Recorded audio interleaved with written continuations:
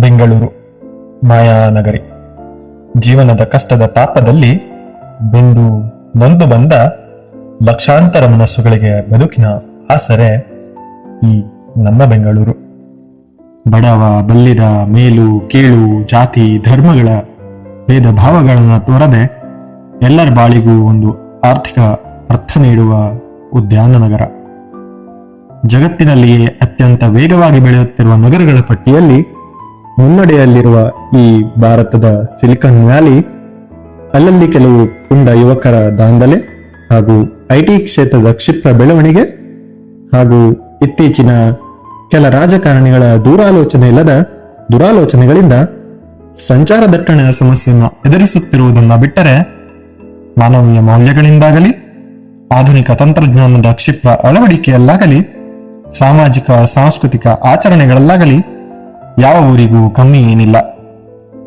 ಚೆನ್ನೈ, ಹೈದರಾಬಾದ್, ಪುಣೆ ಮುಂತಾದ ನಗರಗಳಿಗೆ ನಾನು ಕೆಲ ದಿನಗಳಿಗೆ ಹೋದಾಗ ನನಗನ್ನಿಸಿದ್ದು, ಬೆಂಗಳೂರಿಗೆ ಹೊರ ರಾಜ್ಯಗಳಿಂದ ಬಂದವರಿಗೆ ಇನ್ನೇನು ಬೇಕು ಎಂಬ ಕೌತುಕ ಮಾತ್ರ.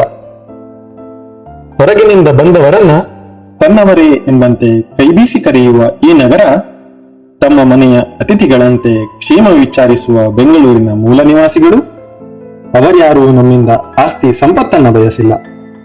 ನಮ್ಮ ಆಚಾರ ವಿಚಾರ ಸಂಸ್ಕೃತಿಗಳಿಗೆ ತಡೆಯನ್ನುಂಟು ಮಾಡಿಲ್ಲ. ಅವರು ನಮ್ಮಿಂದ ಬಯಸಿದ್ದು ತಮ್ಮ ಆಚರಣೆ, ಸಂಸ್ಕೃತಿ ಮತ್ತು ಭಾಷೆಯನ್ನ ಕೊಲ್ಲುವ ಪ್ರಯತ್ನ ಮಾಡಬೇಡಿ ಎಂಬುದನ್ನಷ್ಟೇ.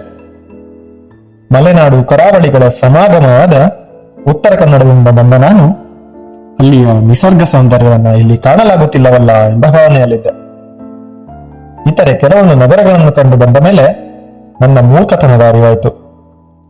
150ರ ಆಸುಪಾಸಿನ ಜನಸಾಂದ್ರತೆ ಹಾಗೂ ಪ್ರತಿಶತ 80ರಷ್ಟು ಅರಣ್ಯವನ್ನು ಹೊಂದಿರುವ ಜಿಲ್ಲೆಯೊಂದಿಗೆ ಜಗತ್ತಿನ ಮಹಾನಗರವೊಂದನ್ನ ಹೋಲಿಸುವುದು ಮೂರ್ಖತನವೇ ಅಲ್ಲವೇ? ನಮಗೆಲ್ಲ ನಮ್ಮ ಹುಟ್ಟೂರಿನ ಮೇಲೆ ಪ್ರೀತಿ ಗೌರವಗಳಿರುವುದು ತಪ್ಪಲ್ಲ, ಅದು ಅವಶ್ಯಕ ಕೂಡ.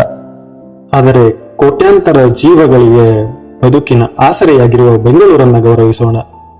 ಇಲ್ಲಿನ ಆಚಾರ ವಿಚಾರಗಳನ್ನ ಗೌರವಿಸೋಣ. ನನ್ನ ಜೀವನಕ್ಕೊಂದು ಮಹತ್ವಪೂರ್ಣ ಅರ್ಥ ನೀಡಿದ ಬೆಂಗಳೂರಿಗೆ, ಈ ನಮ್ಮ ಬೆಂಗಳೂರಿಗೆ ನಾನೆಂದೂ ಚಿರಋಣಿ. ಬೆಂಗಳೂರನ್ನು ಬೆಂಬಲಿಸೋಣ. ಕೋಟ್ಯಾಂತರ ಜೀವಗಳ ಜೀವನದ ಸೆಳೆಯನ್ನ ರಕ್ಷಿಸೋಣ. ಕನ್ನಡವನ್ನ ಚಿರಸ್ಥಾಯಿಯಾಗಿಸೋಣ. ಧನ್ಯವಾದಗಳು.